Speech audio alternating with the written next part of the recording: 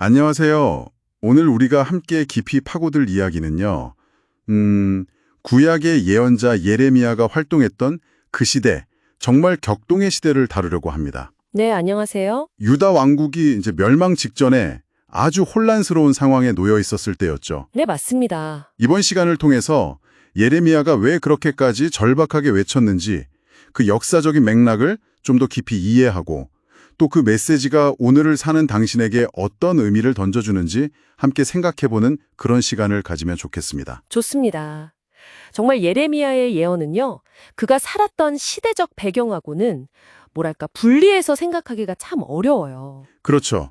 시대와 메시지는 항상 연결되어 있으니까요. 네, 당시 유다는 아시다시피 아수르, 애국, 그리고 신흥 강대국 바벨론, 이 강대국들의 힘겨루기 한가운데서 정말 극심한 위기를 겪고 있었거든요. 그야말로 고래 싸움에 새우등 터지는 격이었겠네요. 바로 그렇죠.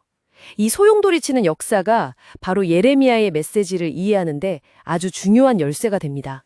그럼 먼저 그 국제정세라는 큰 그림부터 좀 살펴볼까요? 예레미야가 활동했던 기원전 7세기 후반에서 6세기 초반이면 이게 세계사적으로도 엄청난 변화의 시기였잖아요. 네, 맞아요. 그 당시 근동의 패권을 쥐고 있던 아수르 제국이 서서히 기울기 시작했고요. 힘이 빠지고 있었군요. 네, 그 빈자리를 이제 막 떠오르던 신흥 바벨론 제국이 치고 올라오고 있었죠.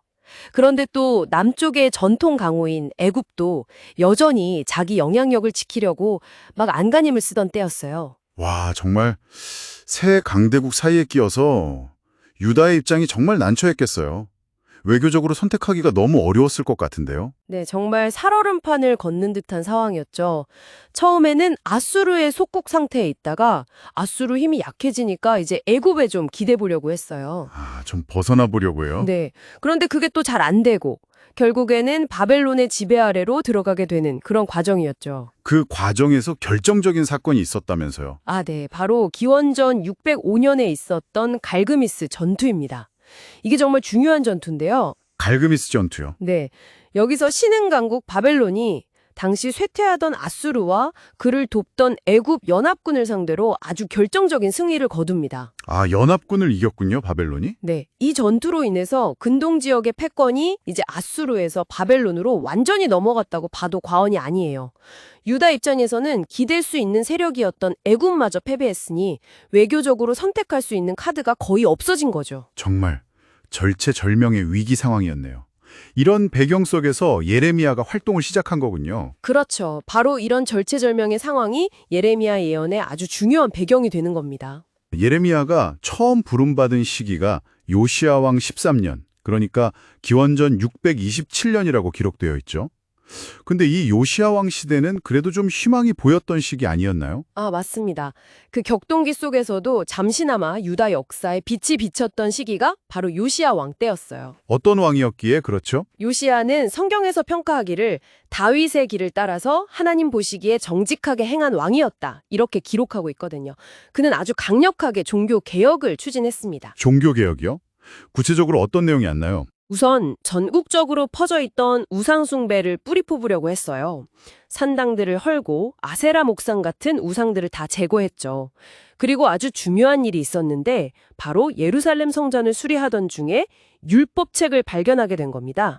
그 유명한 사건이군요. 성전에서 율법책이 발견되었다는 거. 네, 맞아요. 이게 수백 년 만에 발견된 것으로 추정되는데 요시야 왕이 이 율법책의 말씀을 듣고는 옷을 찢으면서 회개합니다. 그리고 백성들을 다 모아서 하나님 앞에서 다시 언약을 맺어요. 우리 이 말씀대로 살자 이렇게요. 와, 정말 잠시나마 어떤 영적인 부흥, 개혁의 가능성을 보여준 그런 시기였네요. 네, 그랬죠. 그래서 예레미야가 처음 사역을 시작할 때는 아마 이런 개혁 분위기 속에서 어느 정도 희망을 봤을 수도 있어요. 그런데 그 희망이 오래가지는 못했죠. 안타깝게도. 네, 정말 안타까운 일인데요. 기원전 609년에 요시야 왕이 북쪽으로 군대를 이끌고 올라가던 애굽의 느고 왕 군대와 무깃도라는 곳에서 전투를 벌이다가 갑자기 전사하고 맙니다. 아니, 왜 애굽이랑 싸우게 된 거죠? 그때는 바벨론이 더 위협적이지 않았나요? 그게 좀 복잡한데요. 당시 애굽은 쇠퇴하던 아수르를 도우러 가는 길이었어요. 아마 요시아는 이걸 막아서면서 바벨론 쪽에 좀 더 힘을 실어주려 했던 것 같아요. 혹은 당시 국제 정세 속에서 유다의 독립적인 위상을 확보하려 했을 수도 있고요. 근데 그 의도와는 다르게 너무 허망하게 죽음을 맞이한 거죠. 아, 정말 예상치 못한 죽음이었겠네요. 이 요시아의 죽음이 가져온 파장이 엄청났겠어요. 네, 단순히 한 명의 왕이 죽은 것 이상의 의미였습니다. 요시아가 추진하던 그 강력한 종교 개혁의 동력이 완전히 사라져버린 거죠. 그리고 그 죽음은 유다가 다시 혼란과 영적 타락으로 빠져드는 어떤 신호탄 같은 사건이 되어버렸습니다. 그야말로 개혁의 좌절이자 혼란의 시작이었군요. 네, 맞습니다. 요시아 왕이 죽은 후에 유다는 정말 급격하게 내리막길을 걷게 되죠. 특히 그 아들인 여호야김 왕 시대가 아주 심각했다고 들었습니다. 예레미야 선지자와도 아주 정면으로 충돌했다고요. 아, 네. 여호야김은 정말 아버지 요시아와는 정반대의 길을 걸었던 왕입니다. 성경 기록을 보면 그냥 악을 행했다, 이렇게 딱 잘라 말하고 있거든요. 어떤 악을 행했는데요? 우선 자기 왕궁을 아주 사치스럽게 짓기 위해서 백성들의 노동력을 착취했어요. 뭐 정의나 공의에는 전혀 관심이 없었죠. 그리고 더 심각한 것은 하나님의 말씀을 전하는 선지자들을 박해했다는 겁니다. 우리아라는 선지자는 여호야김을 피해서 애굽까지 도망갔는데 그걸 굳이 잡아다가 죽이기까지 했어요. 세상에. 하나님의 말씀을 전한다는 이유만으로 죽이기까지 했다고요? 네. 그리고 결정적인 사건이 있죠. 예레미야가 하나님의 명령을 받아서 유다의 죄와 임박한 심판에 대한 경고를 두루마리에 기록해서 왕 앞에서 읽게 했거든요. 네, 그 유명한 두루마리 사건. 그런데 여호야김 왕은 그 두루마리의 내용을 조금씩 읽어 내려갈 때마다 그걸 옆에 있던 작은 칼로 잘라서 화롯불에 던져 태워버렸습니다.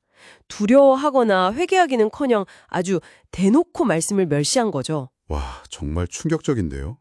이건 단순히 화가 나서 그런 행동을 한 걸 넘어서 하나님의 권위 자체에 정면으로 도전한 행위라고 봐야겠네요. 바로 그렇습니다.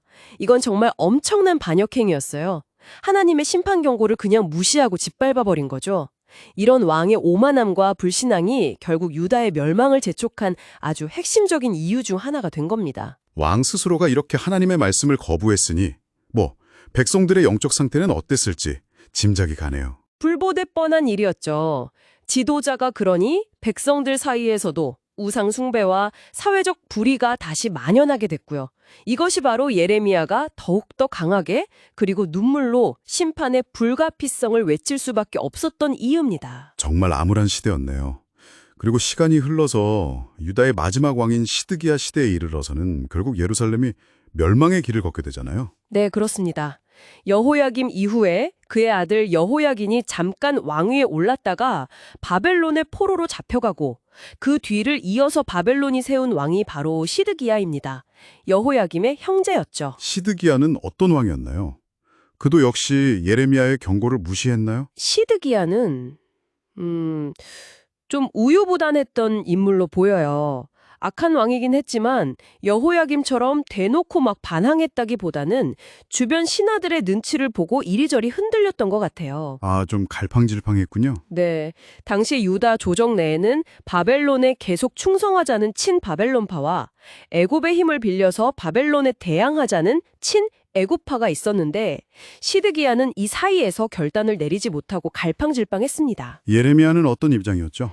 예레미야는 아주 일관되게 그리고 분명하게 말했어요. 지금은 하나님의 뜻이 바벨론에게 항복하고 그 지배를 받아들이는 것이다. 그것만이 살 길이다. 이렇게요. 아, 바벨론에 항복하라고요? 그게 백성들 귀에는 좀 매국노처럼 들렸을 수도 있겠는데요? 그렇죠. 그래서 예레미야가 엄청난 비난과 핍박을 받은 겁니다. 매국노 소리도 듣고 감옥에 갇히기도 하고요. 하지만 예레미야는 그게 하나님의 뜻이라고 확신했기 때문에 굽히지 않았어요. 지금 유다의 죄악이 너무 커서 바벨론을 통한 심판은 피할 수 없으니 차라리 항복해서 목숨이라도 보전하고 훗날을 도모하라는 거였죠. 하지만 시드기야는 결국 그 충고를 듣지 않았죠. 네, 안타깝게도 듣지 않았습니다. 결국 그는 친애굽파 신하들의 부추김에 넘어가서 바벨론의 반역을 일으키고 맙니다. 그 결과는? 정말 참혹했죠. 네, 그 결과는 우리 다 잘 아는 대로입니다. 바벨론의 느부갓네살 왕이 대군을 이끌고 와서 예루살렘을 포위했고 끔찍한 기근과 저항 끝에 기원전 586년 예루살렘 성벽이 무너지고 도시는 함락됩니다. 솔로몬이 지었던 그 화려한 성전은 완전히 불타 파괴되었고요. 성전 파괴. 정말 상상만 해도 끔찍한데요. 시드기야 왕은 어떻게 되었나요? 시드기야는 도망치다가 잡혔어요. 그리고 바벨론 왕 앞으로 끌려가서 정말 비참한 최후를 맞이합니다. 그의 눈앞에서 그의 아들들이 모두 죽임을 당하고 그 모습을 마지막으로 본 뒤에 시드기야 자신은 두 눈이 뽑힌 채 쇠사슬에 묶여 바벨론으로 끌려갔습니다. 그리고 거기서 죽음을 맞이했죠. 아이고, 정말 한 나라의 마지막 왕의 최후라고 하기에는 너무나 비극적이네요. 네. 개인의 잘못된 선택, 특히 지도자의 불순종이 결국 자기 자신뿐만 아니라 온 민족을 얼마나 끔찍한 비극으로 몰아넣을 수 있는지 보여주는 아주 뼈아픈 역사적 교훈이죠. 이 모든 과정, 그러니까 요시야의 개혁과 좌절, 여호야김의 반역, 그리고 시드기야 시대의 멸망까지 이 모든 것을 처음부터 끝까지 지켜봐야 했던 예레미야의 심정은 정말 상상하기조차 어렵습니다. 눈물의 선지자라는 그 별명이 정말 그냥 붙은 게 아니었군요. 네, 맞습니다. 예레미야서를 읽어보면 그의 깊은 슬픔과 고통이 정말 절절하게 느껴지죠. 그는 자기 민족, 조국의 죄악과 그로 인해 다가올 끔찍한 멸망을 너무나 분명하게 봤기 때문에 비통해하지 않을 수 없었습니다. 예레미야 애가서는 그 슬픔의 절정을 보여주고요. 그런데 그의 메시지는 사람들에게 전혀 인기가 없었잖아요. 오히려 미움받고 핍박받았죠. 그렇죠. 멸망과 심판을 외치는 예언자를 누가 좋아하겠어요. 그는 동족들에게 배신당하고 비난받고 조롱당하고 심지어는 매맞고 구덩이에 던져지고 감옥에 갇히고 정말 끊임없는 생명의 위협 속에서 사역을 감당해야 했습니다. 정말 고독한 길이었겠네요. 네, 심지어 하나님께서는 예레미야에게 결혼도 하지 말고 자녀도 낳지 말라고 명령하셨어요. 아, 결혼도 못하게 하셨다고요? 왜죠? 그것 자체가 하나의 상징적인 메시지였던 거죠. 앞으로 유다에 닥칠 재앙이 너무나 끔찍해서 결혼해서 가정을 이루고 자녀를 낳는 그 평범한 기쁨조차 허락되지 않을 것이라는 걸 예레미야의 삶 전체를 통해 보여주신 겁니다. 그의 독신 생활은 개인적인 슬픔을 넘어서 유다의 암울한 미래를 예표하는 강력한 상징이었어요. 와, 자신의 삶 자체가 메시지가 되었다는 거군요. 정말 보통 힘든 일이 아니었을 텐데요. 네.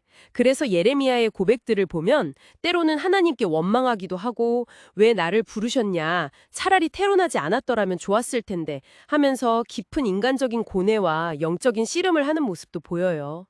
그게 오히려 더 진솔하게 다가오죠. 맞아요. 그렇게 흔들리고 고통스러워하면서도 결국에는 다시 일어서서 하나님의 말씀을 붙들고 끝까지 순종하는 모습이 정말 깊은 울림을 주는 것 같습니다. 네, 바로 그 점이 중요합니다. 예레미야의 삶 자체가 우리에게 보여주는 메시지인 거죠. 고통과 외로움, 그리고 내적인 갈등 속에서도 끝까지 포기하지 않고 신실하게 하나님의 말씀을 선포하는 것, 그것이 바로 참된 신앙의 모습이라는 것을 그의 삶이 웅변해지고 있는 겁니다. 그렇다면 예레미야의 메시지는 그렇게 절망과 심판, 멸망에 대한 이야기뿐이었을까요? 그 암울한 시대에 희망은 전혀 없었던 건가요? 그건 아닙니다. 그게 또 예레미야 메시지의 아주 중요한 핵심인데요.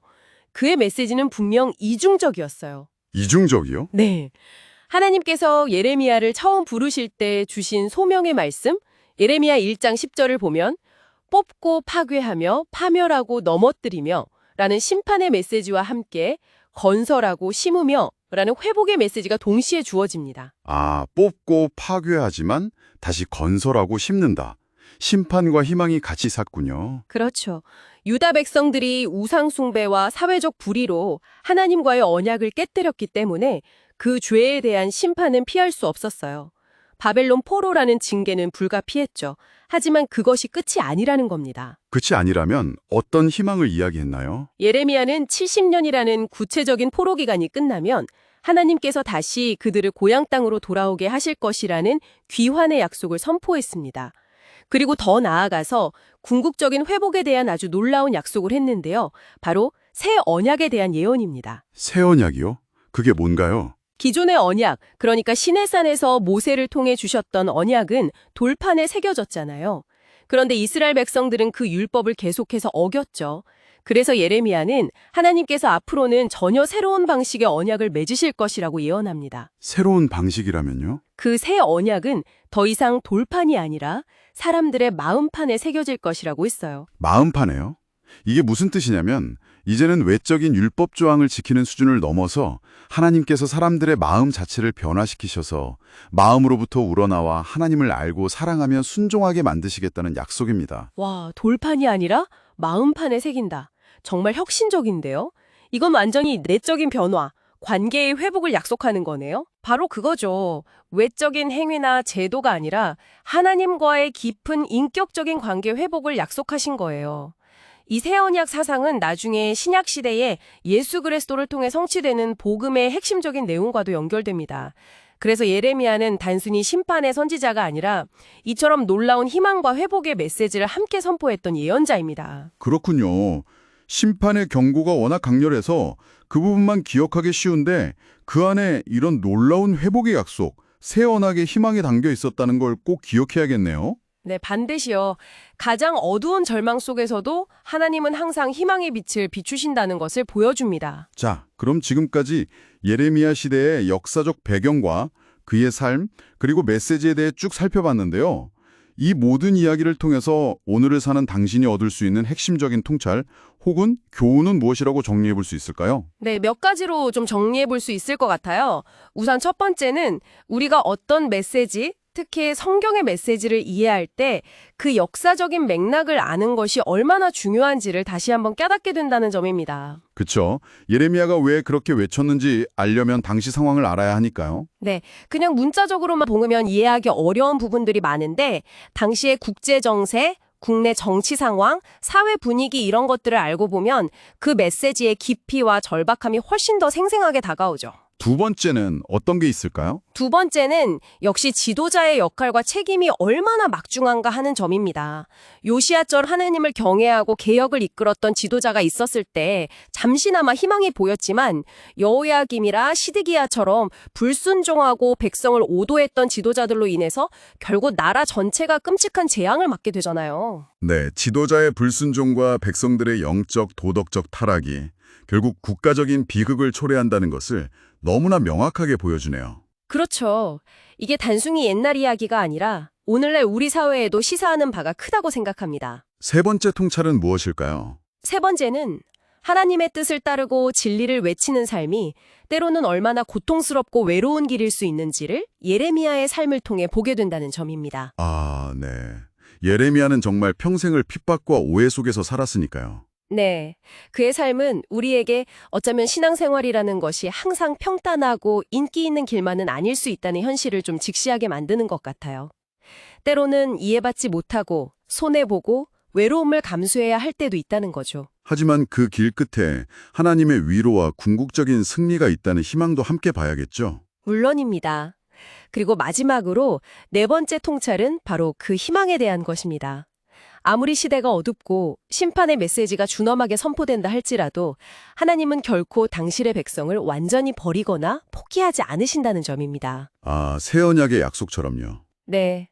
가장 깊은 절망의 순간에도 하나님은 언제나 회복의 길, 새로운 시작의 가능성, 바로 그 새 언약을 통한 희망의 문을 열어두신다는 것을 예레미야의 메시지는 우리에게 강력하게 증언하고 있습니다. 이게 가장 중요한 핵심 메시지라고 할 수 있겠죠? 네 가지 통찰, 정말 마음에 깊이 새겨야 할 내용들이네요. 역사적 맥락의 중요성, 지도자의 책임, 신앙의 현실적인 고난, 그리고 절망 속에서도 놓지 않으시는 하나님의 희망. 그렇습니다. 자, 그럼 이제 마무리할 시간인데요. 오늘 우리가 함께 나눈 예레미야 시대의 이 모든 이야기들이 지금 이 시대를 살아가는 당신에게 던지는 마지막 질문은 무엇이라고 생각하시나요? 예레미야가 그 당시에 가장 강하게 비판했던 것 중 하나가 바로 성전 중심의 형식적인 신앙이었어요. 사람들은 예루살렘 성전만 있으면 거기서 제사만 잘 드리면 우리는 안전할 것이다. 이렇게 착각했거든요. 아, 성전이 있으니 괜찮다는 그런 안일함이 있었군요. 네. 하지만 예레미야는 그게 아니라고 외쳤죠. 성전에서의 제의보다 더 중요한 것은 마음의 할례, 즉 진정한 내적인 변화와 회개, 그리고 삶 속에서 정의와 공의를 실천하는 것이라고 강력하게 촉구했습니다. 형식적인 종교 행위가 아니라 진짜 삶의 변화를 요구한 거군요. 그렇죠. 그래서 오늘 우리에게 던지는 질문은 이것이 아닐까 싶어요. 혹시 오늘날 우리도 눈에 보이는 어떤 종교적인 활동이나 형식에는 익숙해져 있으면서 정작 예레미야가 그토록 피눈물로 외쳤던 그 마음의 변화, 그리고 이웃을 향한 정의와 긍휼을 실천하는 삶에 대해서는 혹시 소홀히 하고 있지는 않은가. 와, 정말 깊이 생각해 볼 질문이네요. 어쩌면 우리도 우리만의 성전을 만들어 놓고 거기에 안주하면서 진짜 하나님께서 원하시는 삶의 본질을 놓치고 있는 건 아닌지 돌아보게 됩니다. 네. 예레미야의 외침은 수천 년 전의 이야기가 아니라 바로 오늘 우리 심장을 향해 던져지는 질문일 수 있습니다. 이 질문을 각자 곱씹어 보시면 좋겠습니다. 네, 오늘 예레미야 시대를 통해 주신 깊은 통찰과 마지막 질문까지 정말 의미 있는 시간이었습니다. 함께해 주셔서 감사합니다. 네, 감사합니다.